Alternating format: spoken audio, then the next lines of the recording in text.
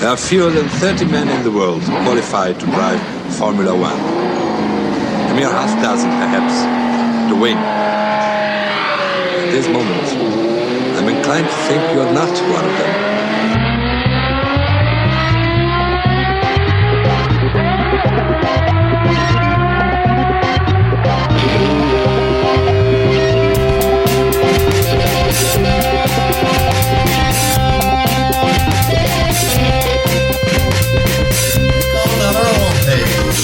You know you want to.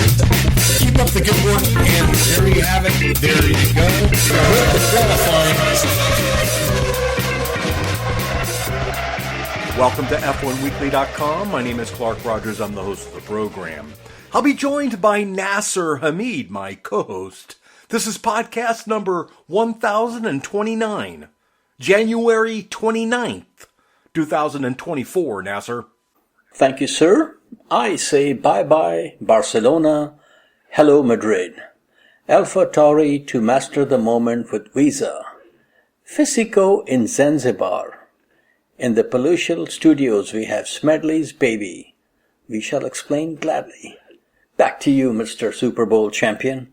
Thank you, NASIR. On tonight's program, Penske Porsche wins the 24 hours at Daytona.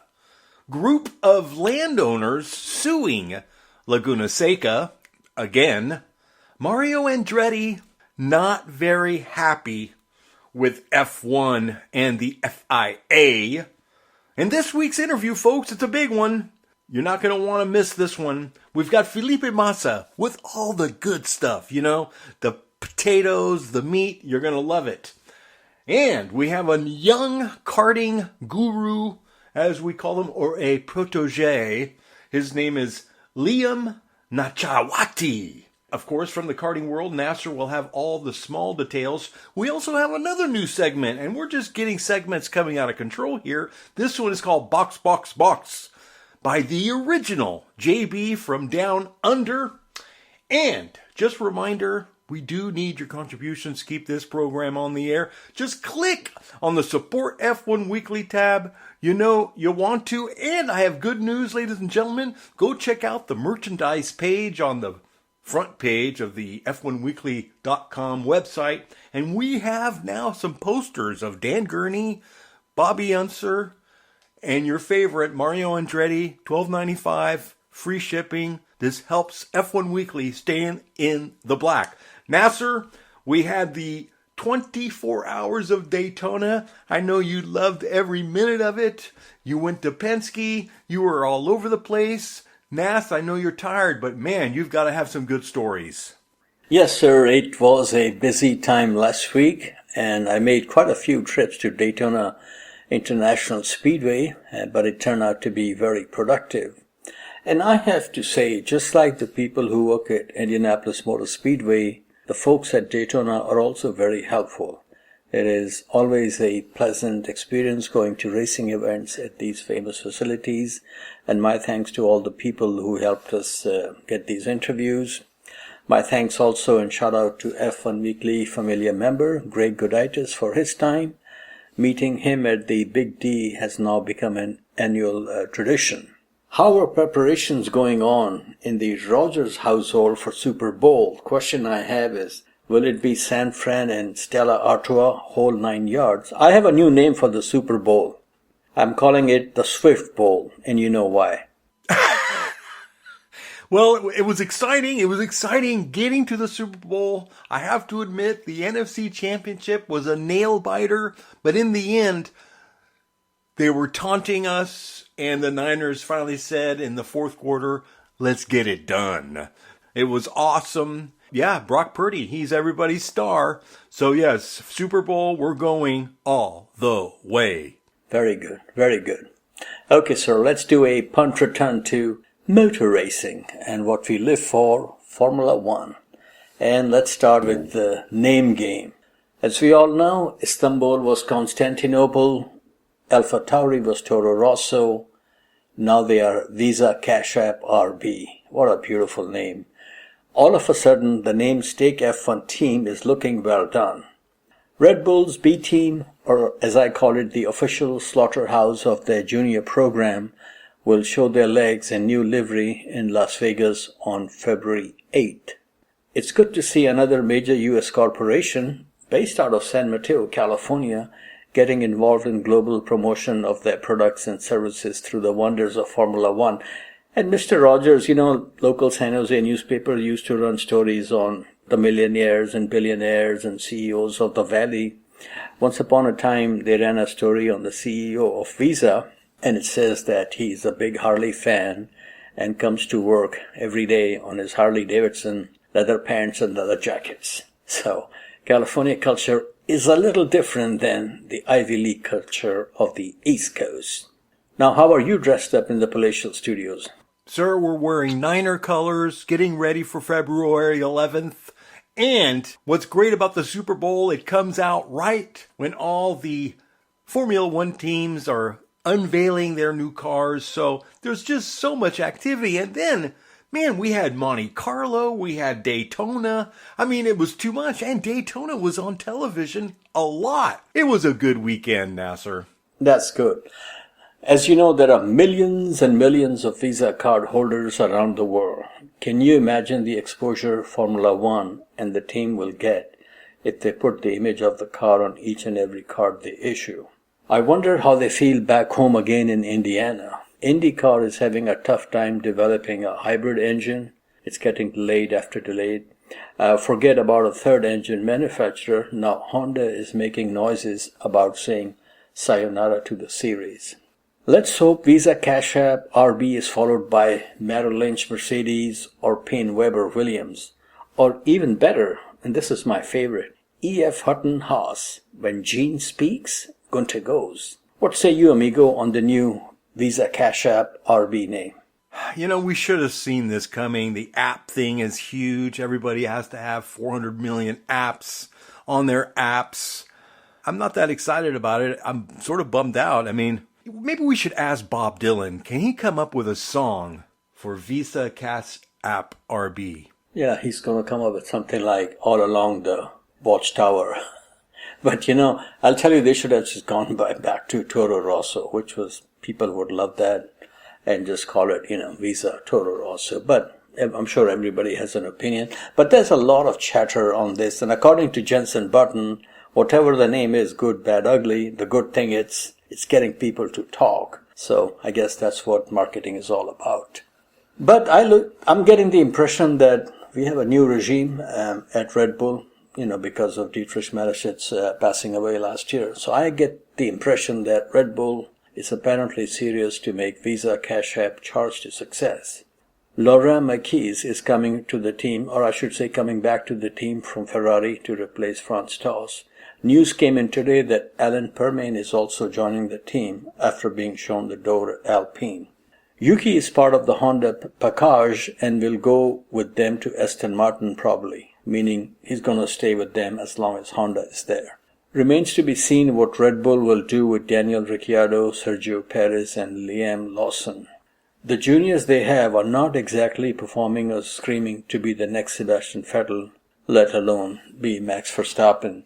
Sir, another thing that's being talked about a lot, people are saying, wishing and hoping that Daniel Ricciardo will go back to Red Bull because Sergio Perez will not be able to perform and he will be released mid-season. Do you buy that argument? No, I really don't. I don't think Ricciardo is going to do a better job than Sergio Perez. Not only that, the scary move that puts on Ricciardo is, what if he can't even do better than Perez? Then he's going to look like a third-rate driver. I'm telling you, be careful for what you wish for. I would not get into that piranha pool at Red Bull as long as Max is there, because you have no chance. It's Max's team.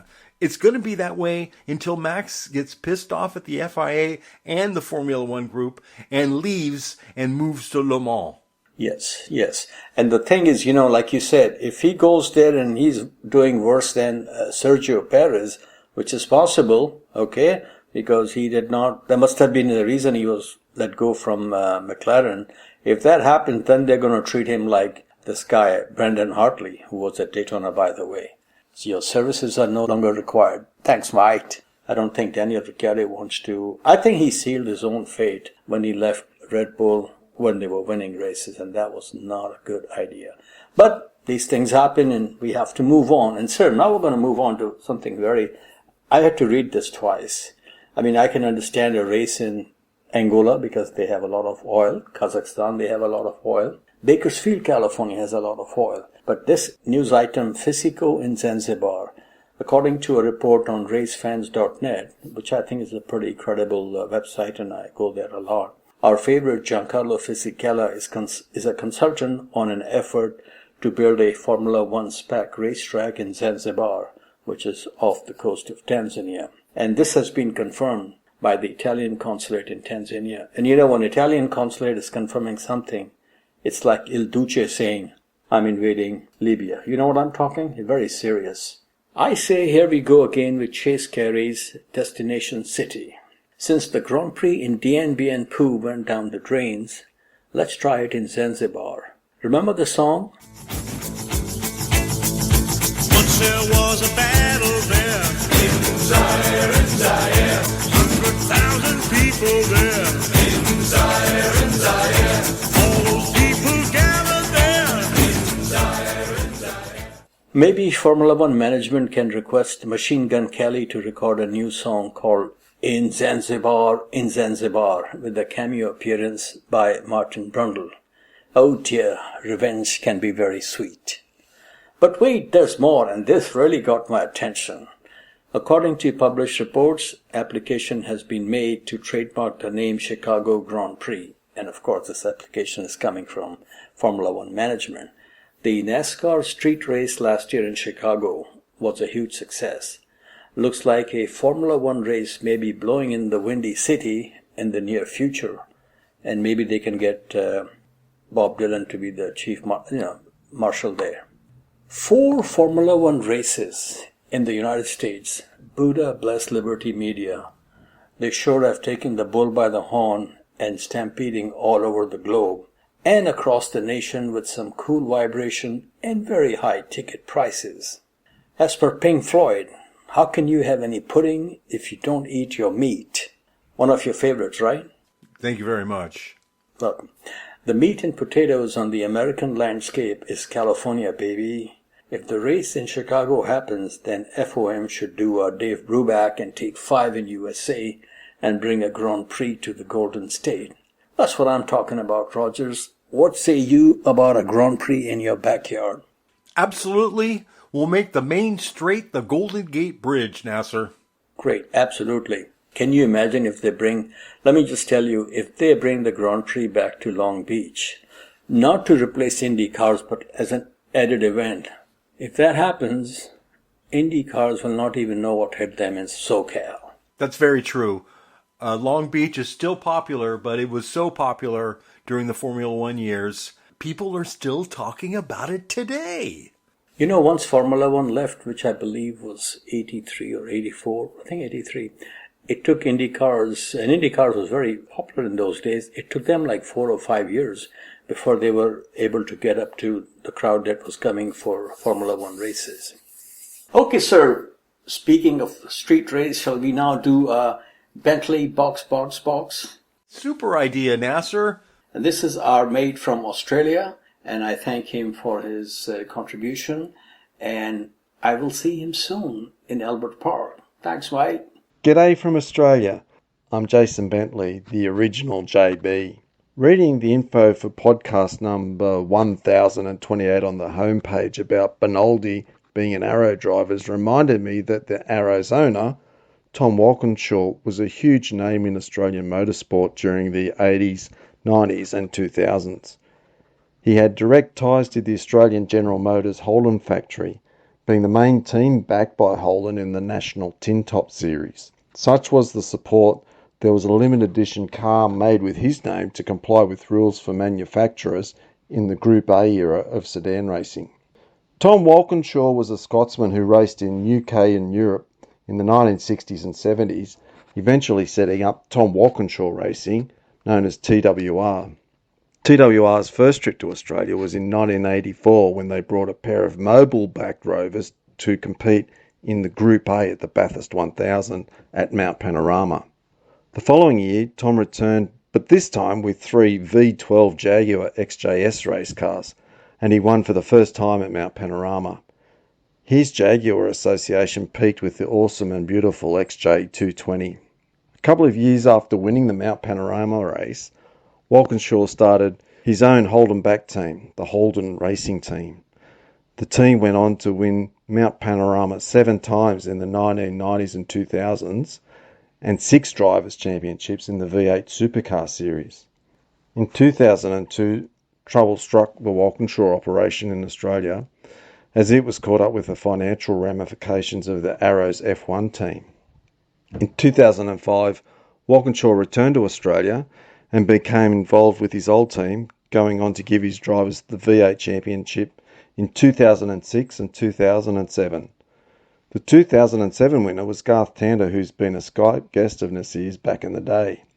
Also in 2007, Walkinshaw bought a 50% stake in his old team and went on to assume full ownership in 2008, and it became known as Walkinshaw Racing.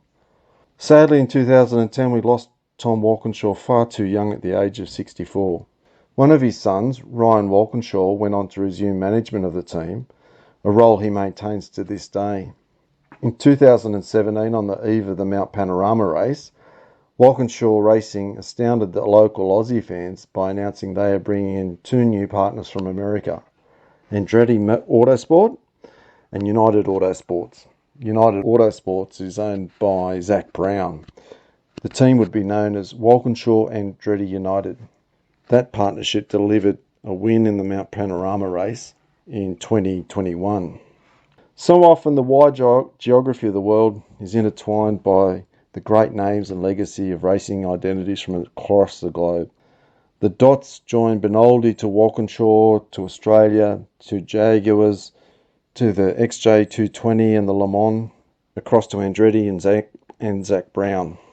It's a small community in a big world. As NASIR always recommends, go onto YouTube and watch some of the glory days. History is a beautiful thing. Well, I'll catch you at a track. For now, I can hear my engineer, Dr. Hamid, in my headset shrieking, "Bentley, box, box, box." Back to you, Nasser. Thank you, sir. Now we have more for men from Monaco at Maranello, and I don't know what this new trend in Formula One is. Scuderia Ferrari and Charles Leclerc have extended their partnership. How long the contract has been extended for, they are not telling us. Gee, I wonder why. And Charles said, and I quote, "To race for this team has been my dream since I was 3 years old. I used to watch the Monaco Grand Prix from the window of a friend's apartment at Saint-Devote Corner, and I would always look out for the red cars." End quote. And you know, Mr. Rogers, he's still looking for the red car, but this time a winning red car. He's having some difficulties. Do you think he will see and have a winning red car this season? It's very possible. I mean, they're trying. We know he can do it. We've seen him win Monza, Spa, where excitement was surrounding him. And it was impressive. So I think he needs to get back in form. And I think the Ferrari's going to be pretty quick this year. Come on, it's really last year's car with some improvements. So we'll see what happens. Yeah, it was not too long ago. He had won 2 of the first 3 races and was leading the championship. Let's see what happens. Now, there is a lot of chatter about the future of his current teammate, Carlos Sainz Jr. I have a very strong feeling that he may not be at Ferrari for too long and he may go to Audi operation, especially if Ferrari does not give him what Fisico's manager was asking for, a winning car. But he has proven that he can take the fight to his teammate Charles Leclerc, and last year he was the only Ferrari driver who won. Very impressive. And same contract extension for Lando Norris. The boy from Bristol has also extended his contract with Zach Brown's operation, and just like Ferrari, they're not telling us how long, but this has put rumors of him going to Red Bull at rest. Some people are saying he does not want to go into a fight with Max. Lando staying with McLaren did not surprise me, as who, in his right mind, would like to be teammate to Max, which is nothing but a guaranteed career suicide. Sir, you think McLaren, I have a feeling McLaren will win races this season. How many? I don't know. What say you? Not sure. We'll see how it goes. I mean, they got to come out of the box pretty quick. And Max might stop that immediately with a little and a flick of his finger. So, it's going to be interesting. I mean, everybody wants to be quick. It's testing. We can't wait. But really, a lot of people are going to be watching McLaren, but everybody's on Lewis Hamilton and what's going to happen. Because they hold the key to, I don't know, how would you say it? Happiness in the world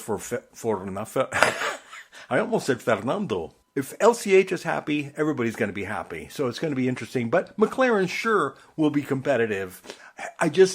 We just don't know how quick this 2024 Red Bull is going to be. That's where it all lies. I can't wait for testing. Oh, yeah, absolutely.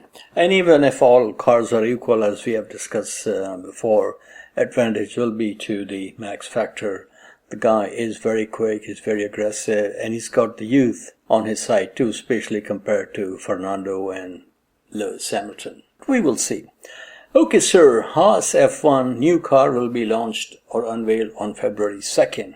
With Gunter gone, they won't get much airtime on Netflix, and apparently, I've not read the details, but Netflix has announced when the new series will be available on their network. But this was interesting. Here is vote of confidence for the drivers from the new bossman, Komatsu-san. He said, and I quote, "The 2024 car is a clear step, but whether it is good enough against the competition to start off with, I don't believe so, because we started so late." End quote. I say people get ready for another 10th place in the championship. And I have a message, trifle polite message for Haas drivers. Attention Kmart shoppers, Hulk and K-Mag. Blue light special back of the bus operation on lane 10. Please proceed with caution. Sir, in your esteemed and humble opinion, any chance of Haas F1 finishing somewhere near the top 5? That would be pretty tough, especially with, look at AlphaTauri. They're hiring, they're making some big steps. It's going to be tough. And with Williams really making big steps and melding really well with our friend Albon. So, yeah, I just don't see that kind of investment thrown at Haas. We'll see. I mean, I want Hülkenberg and Mag to do well, but there's so many question marks and so few answers. Here is the problem with Kevin Magnussen. He has not done as good as Nico Hülkenberg. So the question of the day is, do you think we will see... Look, nobody's going to take... Kevin Magnussen was on the podium in his Grand Prix debut. We all know that. But the way things have turned out, especially this season, nobody's going to hire him as number one driver among the, better teams. Do you think he will survive, that we will see him in 2025? No, I do not think so. There's young talent slowly coming in, and no. And he's had a good run. I think he's been a lucky man. Yes, anytime you get to Formula One and get called back, you are extremely lucky. Okay, sir, now we go to Ferrari on Red Stewart program. I am sailing stormy waters to be near you, to be free. Scuderia goes sailing with Italian ocean racing yachtsman Giovanni Soldini as team principal. According to Ferrari chairman John Elkann, the new project would expand Ferrari's racing soul. I hope they get out of choppy waters they are in now in their day job, which is on track, not on water. So we'll see how it works out. So now we come to bye-bye to Barcelona, or adios Barcelona. As my friend used to say, rumors are started by management. A Grand Prix coming to the Spanish capital has been in the news for a while. Just last week, Senor Sainz Sr. was quoted as saying, "It is not written in stone that Grand Prix should take place in one city forever." And he gave the example of Jerez de la Frontera. Now the gato is out of the bag. FIA has confirmed Madrid will host a Grand Prix near the IFEMA Exhibition Center from 2026 to including 2035. So that's a nice long run for the people of Madrid. Jose Luis Martinez Almeida is a senior who happens to be mayor of Madrid. He said, and I quote, "The community of Madrid is a region with a great international projection, open, plural, and competitive. And F1 will contribute to further consolidate the Madrid brand among the best in Barcelona, end quote. Now the track will be 5.47 kilometer circuit, which is about 3 miles, I'm guessing, and it will feature 20 corners with a projected qualifying lap of 1 minute 32 seconds. It will be part street and part purpose-built circuit, and apparently it's very close to the Madrid Barajas International Airport. Are you going to shed some tears from your blue Spanish eyes for Barcelona losing the race to Madrid? No, I think Madrid is going to be exciting. Barcelona still gets a lot of racing all year long for all sorts of clubs, bike, everything goes to Barcelona, and testing is still at Barcelona. I mean, it happens, man, but boy, I bet you Fernando's excited. Yes, and also Carlos Sainz, but there is no love lost between the Catalonians and the Spanish, political situation going on there, and we don't want to get involved in that. So I think they're going to try every which way to have a second Grand Prix. But I mean, what are we talking here? 32 Grand Prix in one season? So, but I've been to the Spanish Grand Prix. Barcelona is a beautiful city. The track is very nice, easy to get to, and I know it gets a bad rap, no passing, but where do we see passing in Formula One these days? So, but nothing is forever. So we'll see. Now, just like in the United States, the Spanish Grand Prix has been around the block a few times. It has been held at a lot of places. Spain has a very rich history of Grand Prix motor racing going back almost 100 years. The first Formula One Spanish Grand Prix was in 1951, and Fangio was the winner for Alfa Romeo. And Mr. Rogers, before we take our union break, let's listen to young Liam NACHAWATI, who is 9 years old and doing a very good job in the world of karting. I've seen him race this year. I also saw him few times last year. He's a very good racing talent, and he will hopefully move up pretty soon in the world of karting, and then in a few years we'll see him in single-seater. So I would like to thank his dad and him for his time, and this interview took place at the Miami Homestead karting track a few weeks ago. Okay folks, I'm here with a young racing driver in go-karts. Young man, please tell us your name and hometown. My name is Liam NACHAWATI, and I live in Dallas, Texas. Dallas, Texas. They say everything is big in Texas. Is that true? Yes. Good. Okay, how old were you when you got the racing bug, and how did you get interested in racing? I was 7 years old when I first started really getting into racing, and I got into racing. So my uncle had this simulator, and when I was 5, and he let me use it sometimes, and I was actually pretty good at it. And then he told my dad about it, and they bought a kart together, and it was kind of just from there on, it was just like that. Okay, great. Now your dad is a lawyer. Did you put a good case in front of him to let you go racing? Maybe not.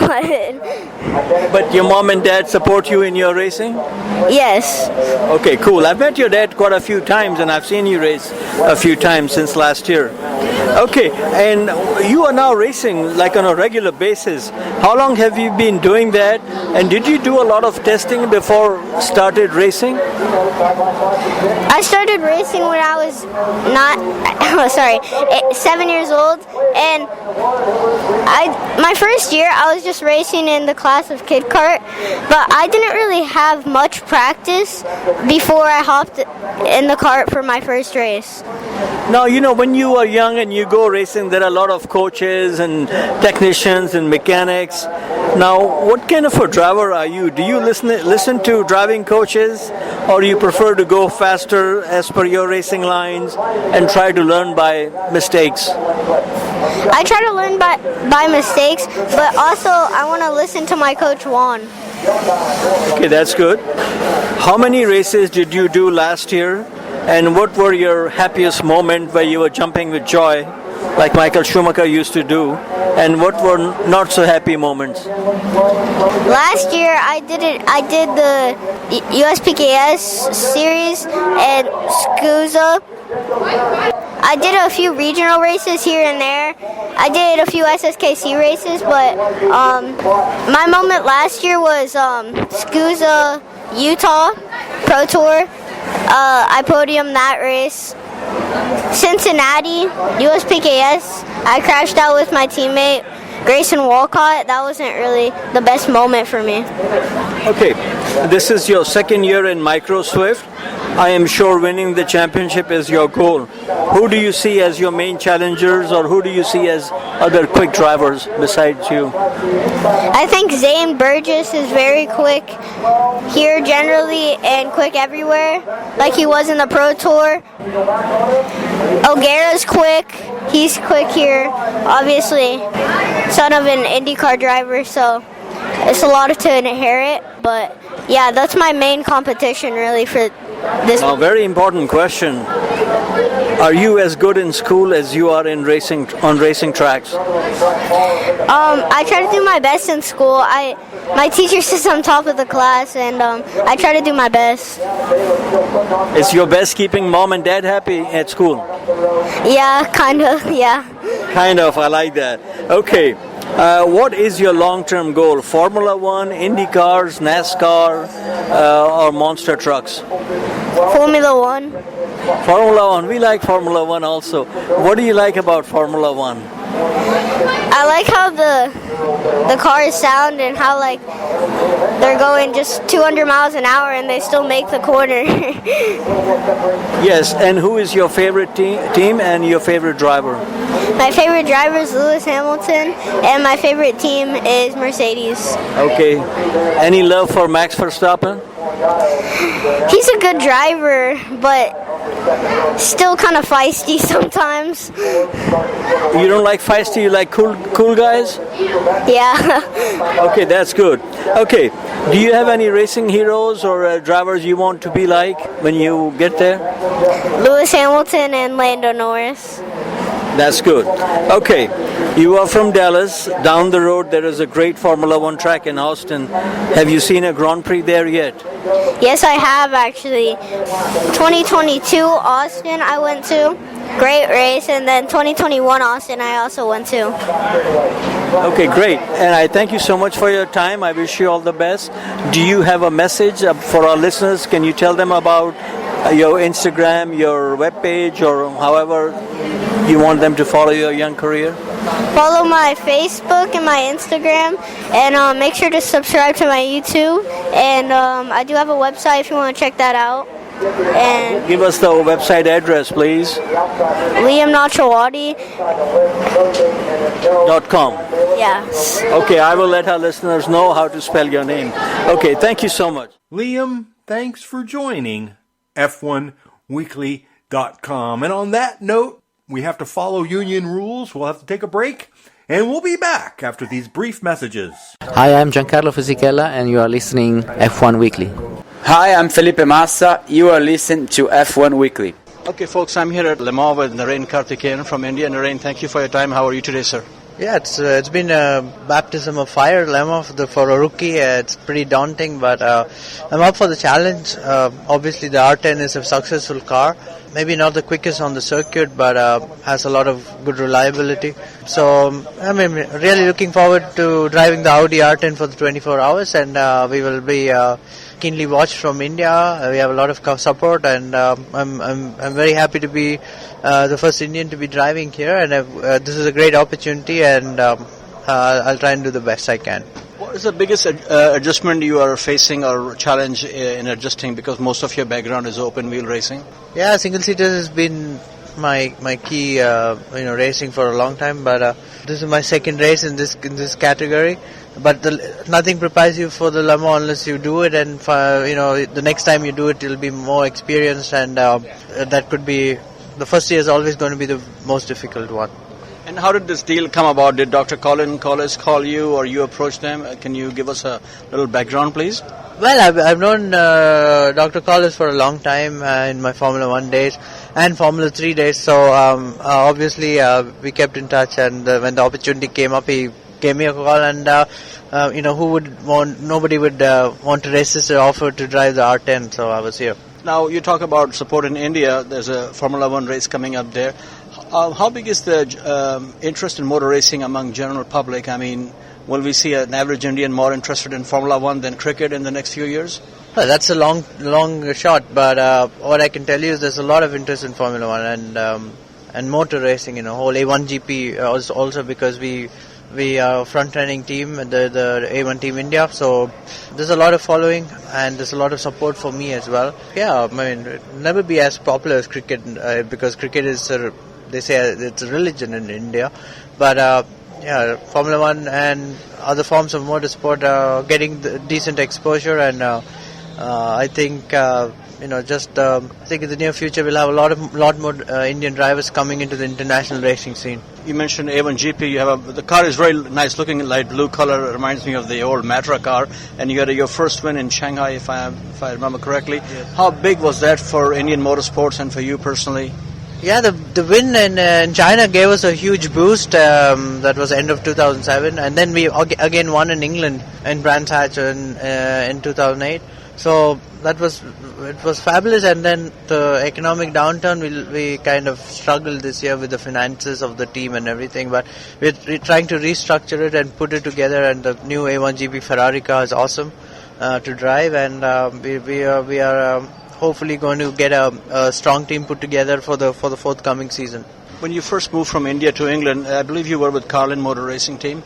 Were you surprised at the difference in, obviously the depth of competition was greater, but was there a big difference in the competitiveness of racing drivers from what you were used to in India and Southeast Asia? Sure, I was racing in England before I raced in Asia, so I knew what to expect, but my big break was, I think the confidence and everything came when I won in Formula 3 in England. All the great drivers, Ayrton Senna, so many of them have graduated through the British Formula 3 Championship, and I won some races there, competing with Sato, Jenson Button, and beating them in occasions. I think that gave me the confidence to go to the next level, and I definitely thought I had a crack at Formula 1, and then the dream came true in 2005. Now, if I remember, there was quite a bit of exchange of words between your camp and the team. There was some tension. Looks like they were trying to get rid of you or whatever it was. What happened there? If you could talk a little bit about there, please. Well, I don't know. I mean, it's just some speculation, and I think it got all out of proportion. But as I told you, we had a great relationship with the team, and that's all I can say. Okay. Now, you had a huge crash. I was watching this race live in China.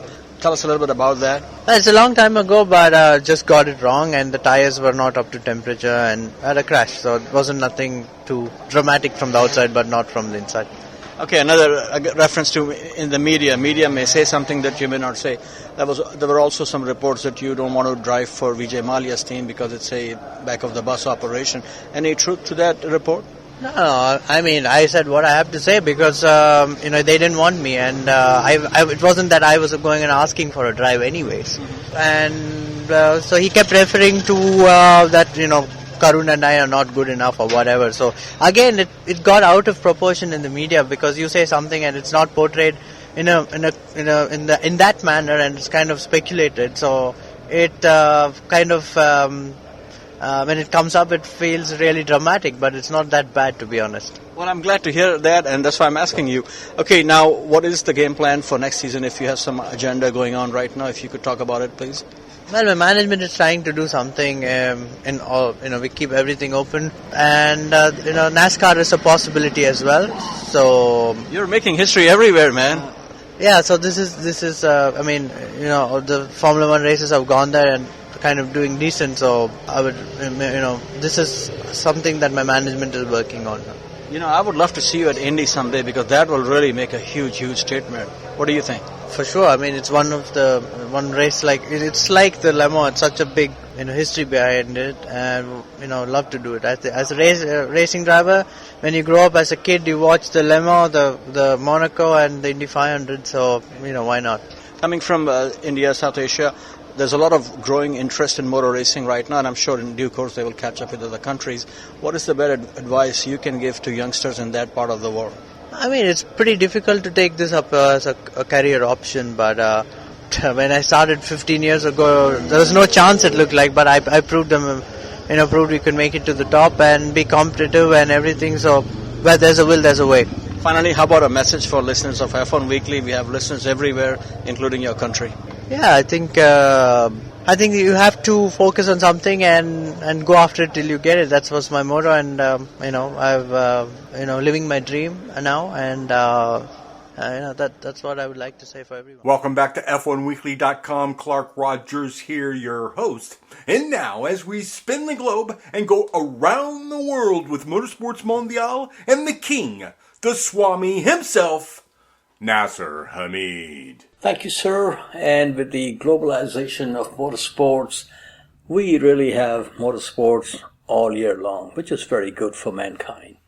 So motorsports is back in action from Daytona Beach to the sands of Arabia and snow in the Monte Carlo Rally. But we shall start with a Formula One star, race-winning Ferrari driver. Felipe, baby, stay cool. We're bringing you the white visor. Stay cool. We're in a good position. Last week at Daytona, Felipe Baby kept us calm and carried on his conversation in a very friendly manner. Many thanks to Miss Megan Hedrick of Riley Motorsports to arrange this conversation, and many thanks to Felipe Massa also for his time. Please enjoy this conversation. Okay, folks, I'm here at Daytona with Felipe Massa. Felipe, good to see you, good to meet you. First of all, welcome to Daytona. What is your first impression of the place and especially the banking? It's very nice, to be here. I always wanted to do a race like that in my career, and this is the first time. So, as you know, I race in the open wheels for a very long time, Formula One as well, and then Formula E. And then I decided to stop my career, with the open wheels, and I moved to Brazil, so I was racing stock car there, and I never was looking and trying to find a team or to race, or maybe Daytona or maybe Le Mans, because I'm happy to be back home in Brazil, and but I was always planning maybe to do one race during the season, or doing for the first time at least to see it. And I'm a big friend of Felipe Fraga, and he's racing here in US for some time, and he was racing with the LMP3 with Riley, and they moving to LMP2 now, and he came to me to say, I'm racing for a very good team, because they won many times Daytona and championships, the Riley team, and he said, I'm sure we can have a competitive car. So they are interested, to have also a driver like you. So what do you think? So that I think it was a good idea, to do for the first time. Here we are, and enjoying the moment. Very good people also working for the team. A part of Felipe, Gar Robson, that is part of the team for a long time as well. Was really happy to have me here. So at the end, it's a good fun, to be here. Speaking of retirement, after you retired from Formula One, what was your first reaction when you got a call from Williams? Hey, come back. Well, it was not a strange reaction, because nobody expected to see Rosberg, retiring his career after winning the championship. So at the end, it was. I expect maybe okay. So if Rosberg is not racing anymore, and they wanted to sign Bottas. So I was thinking maybe they will come to ask me to stay and do another season. So then it was actually what's happened, and it was fun. It was great to do another season, and I was still very fit. ready, to keep racing, and was very competitive. So then I decided to do another season. Now, it looks like racing fever is back with you and Jensen. What is it about motor racing that very successful drivers like yourself, Jensen and Schumacher, they go away and then come back? What brings you back? You mean Formula One?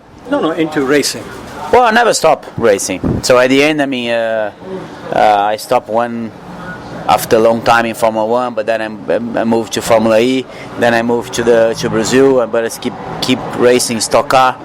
So at the end, I never stopped my career. It was stopped for sure. Important career of Formula One, but I think when you have the love, of racing, is in the blood. So it's very difficult to stop completely. So I never did that in my life. So I never really retired properly for racing. So until I still have the love, the motivation, the speed, then. For sure, I will keep doing.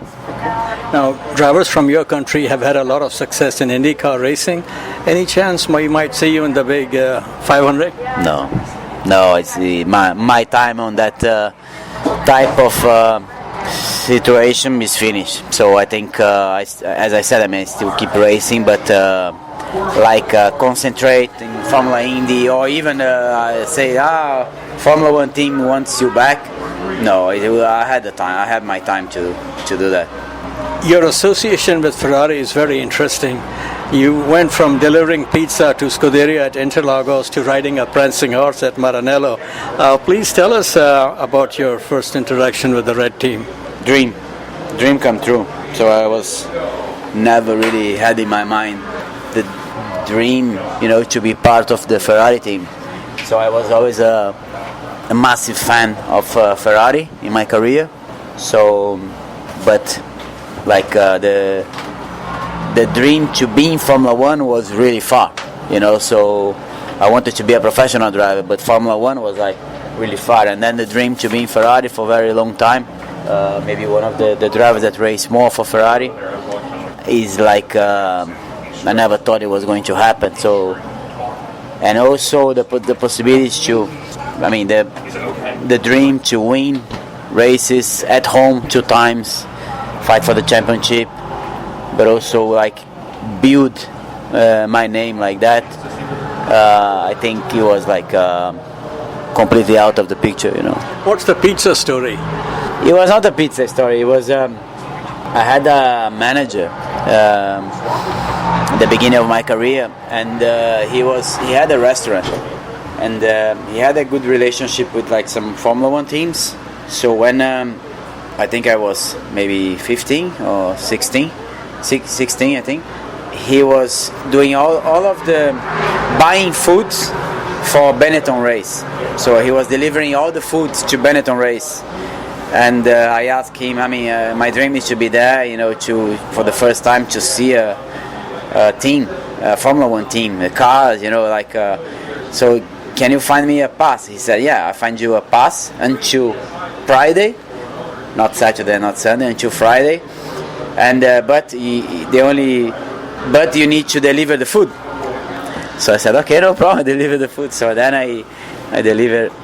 I was, going every day, from Tuesday to Friday to the track, bringing the food, bananas, pasta and everything. So from the supermarket and also from his restaurant. So at the end, that's what I did, and I met some people there, and it was really funny because I met a guy that he was the chef of the Benetton team, and his name is an Italian guy. His name is Felipe. And he was the chef, of the team, and then I told him I became friend, because I was all the time with him bringing the food, and I said, one day I want to be in Formula One. I am a Formula Chevrolet driver. He said, okay. And then after 3-4 years, I had my first Formula One test with Sauber, and he was a Ferrari chef. So I came to him and I said, remember me? He said, yeah, but I don't remember where. I said, remember the guy that was bringing the food in the track in Interlagos? He said, no, it's you. I said, yeah, it's me. And then after I moved to Ferrari a few years after, and he was my chef all the time. I was in Ferrari, so that's a really nice story. Beautiful. Okay, your nation has produced 3 great world champions. Your first meeting with the last Brazilian world champion was not very pleasant. Can we get some details? Yeah, I think I was not lucky. I was maybe 7 years old or 8 years old, maybe even less, maybe 6 years old. And I was in the big Senna fan, and we were in the yacht club in the beach side in Brazil, and I was having dinner with my parents, some friends as well, and then the waiter came and said, Ayrton Senna is arriving with the boat there. Really? Ayrton Senna? Yeah, Ayrton Senna. And then me and another 2 kids, so we went there in front of the boat with the paper, with the pen, to ask an autograph, a picture, and he didn't want to give. Maybe he was there with a girl, so maybe we weren't lucky, he didn't want to show the girl, I don't know exactly. But I was really disappointed, because the only chance that I had, to ask his autograph, and I couldn't have. As a kid, it was so, he was not good. It was so bad, for such a hero like him, Okay, your first Formula One victory was a Turkish delight in Istanbul, and you also won on home track in Sao Paulo. Of all your Grand Prix wins, which one is the most important to you? Well, first victory is always, the first time, you achieve that dream. So it was definitely amazing moment, amazing situation. But nothing compares to the victory at home. Nothing really is like that. Maybe not even winning the championship is like that. So it was like the most incredible moment, a dream that I had in my life. Racing, at home for the first time with Ferrari, winning the race. It was like just an amazing feeling. So, and I managed to have this triple position also 2007, and I didn't win in 2007 because I gave the victory to Kimi Raikkonen. And 2008, winning as well, starting on pole, but also fighting for the championship, it was just an amazing feeling. I watched that race, 2008, incredible intensity in the pits, a video of your family and Lewis's family. And you had a special shell suit, I believe, green and yellow. No, that was 2006. 2006, okay. Yeah. And you won the race and you lost the championship, but you were so graceful in the interview. It had to hit you sooner or later that you lost the championship. How long it took for that to sink in? Well, actually, I won the race. So I did the best I could, so I couldn't do better than what I did. So I think that was the best help I had in my mind. That I did the best I could, So if that situation happens in the last lap, in the last corner behind, there's nothing I could do. So at the end, that was the most powerful, feeling that I had. So, but then what was really sad it was what's happened in Singapore, because Singapore changed the winner of that championship, and so especially after 15 years after, we saw Bernie Ecclestone saying that they knew in 2008 they didn't want to do anything not to destroy the name of Formula One. So then it changed my opinion, and I started to fight, because that's not fair.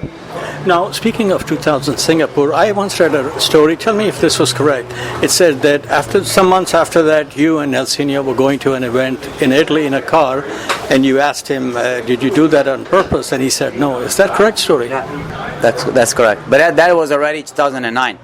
That was already the year after, So yeah, that's correct. I asked him, and I asked also Briatore on the similar time, on the maybe April or May, something like that, and he was also saying no, laughing, but I didn't trust both of them. Yeah, it's correct. Okay, you were teammates to Schumacher and Alonso. What did they have in common, where did they differ as racing drivers? Both of them is like amazing drivers, like the top of the top, like the best I could have next to me in my career, in terms of driver, in terms of talent, in terms of the way they drive the car, the way they understand the car, the feeling they have. So for sure I had better time with Schumacher, because he was my teacher, so I wanted to learn everything for him, so he was looking to me in a different way. Alonso was a lot more difficult, because we were fighting each other, and And also he used a lot. I mean, his political way to bring everything to him, which I think really was not a great thing, because the team separate a bit in the middle, and it was not also a great moment for Ferrari as well. I mean, Ferrari was, from that moment, was going down and never came up until now. So at the end, it was the working, the relationship, and everything with Michael was different. Thank you so much. Felipe, thanks for joining F1Weekly.com. Nas? Yes, sir. And now to the race itself, Daytona 24 hours. After 55 years, Team Penske wins again, this time with Porsche.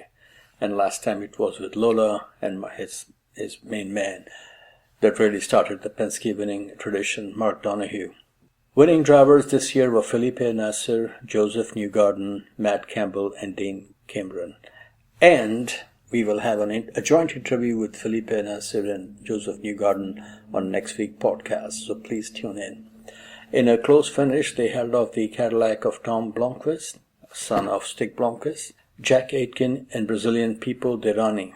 Third was the Acura of Jordan Taylor, Louis Deletraz, son of Jean-Denis Deletraz, and Colton Herta, and of course JB, as in Jenson Button of Braun GP Championship fame. So coming on the podium in your debut is very impressive, and winning on debut for Newgarden is also very good.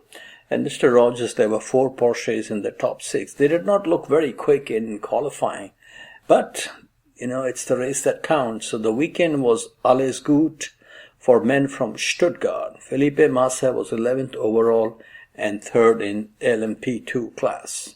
Did you watch a lot of the race, sir? I did. It was on television, so I put it on as much as I could, but unfortunately college basketball and other things interrupted it, but I did what I could. Man, I'm going to tell you, I was leaving the track on Saturday night, and there is the infield section you walk through to get to the parking lot. And man, these cars, especially the GTP cars, when they get off the banking part and come into the infield section, these headlights, bright headlights coming at you at full blast, that's very, very impressive. I know a lot of people stay overnight. I'm just too old to do that. But one of these days, just for the heck of it, I'm going to do what some people do. Sleep in the car, get up at 2, check it out at 4. And I'm told, somebody told me many years ago, if there's anything you have to see the Mulsanne during sunrise. And they're saying the same thing at Daytona. So, there'll be other times, hopefully. Okay, sir, Monte Carlo Rally. Hyundai beat Toyota in the opening round of the WRC, the Monte Carlo Rally. Winning driver was Belgian Thierry Neuville. Sébastien Ogier, your fellow Francais, was second in his Toyota Yaris, ahead of his British teammate Elvin Evans. Round 2 is Rally Sweden in mid-February. Now we come to Formula E. They were racing in the new love child of FIA, Saudi Arabia. It was a double-header in the Riyadh E-Prix. Race 1 was won by Jake Dennis. He drives for Michael Andretti's Formula E team. Race 2 was won by Mitch Evans from New Zealand, and he drives a Jaguar. Okay, now this is interesting. Roger Penske's son Jay also has a team in this series. His driver Stoffel Van Dorn was 5th. The next race was going to be in India, but that has been cancelled due to some political issues there. So the next round will now be in Sao Paulo in mid-March. And sir, as if we don't have enough American involvement in Formula 1, I'm very pleased to say, now we have more American involvement in Formula 2, previously known as Rapidos. Lucas Oil has come from nowhere to be a major name in American motorsports. They also have a Lucas Racing School and series, and one of the instructors there is Federico Montoya, brother of JPM. Now Lucas Oil are entering Formula 2 championship with Dams, team now owned by ex-F1 racer Charles Pic. It will now be called Dams Lucas Oil, which is good. Lucas Oil is a family-owned business started only in 1989 by Forrest Lucas. Sir, what say you? Do you think they will put an American driver because they're American companies? See or no? It's possible. That's always the thought behind it and the hopes, but most of the time you just want to win, baby. So interesting, though. I'm really happy. And, let me bring up the legal battle that Laguna Seca has always been part of, and that's the surrounding rich people suing Laguna Seca. And it's all about decibels at a racetrack. Too many decibels. They want everybody to turn it down. I can't believe that Formula E has not arrived at Laguna Seca. They would be welcomed by the Homeowners Association. Yes, very true, very true. Okay, sir, we come to a musical mondial and we go from Lucas Oil to Loop de Lai. Thank you for listening and please enjoy Brian Ferry. Thank you. Good night.